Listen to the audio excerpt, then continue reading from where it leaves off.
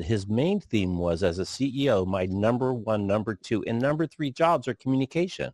Yeah. I have to constantly be communicating to my internal constituents, employees, and keeping them motivated about what the mission is. I have to constantly be communicating to my ecosystem, so my partners and Wall Street and all the other people who are involved and important to the business. And then I have to constantly be communicating to the outside world about what we're doing and why it's important. And he goes, that's my job. That's my only job. And the context was he's such a good public speaker. And we asked him about it, why he's such a good public speaker. And he goes, and he was a wrestler. I don't like the Olympics, but some international stuff. And he goes, I looked at it just like wrestling. I knew this was important.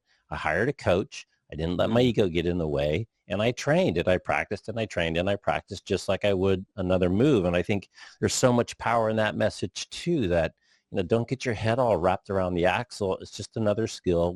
It's hard to learn new skills, but we can learn new skills, and communication is just another skill. It's an important one to practice. And that turned out to be a really impactful time with him. I've interviewed him once since then. I tried to get him. He's retired. And I could talk to the guy for hours. He's a phenomenal guy.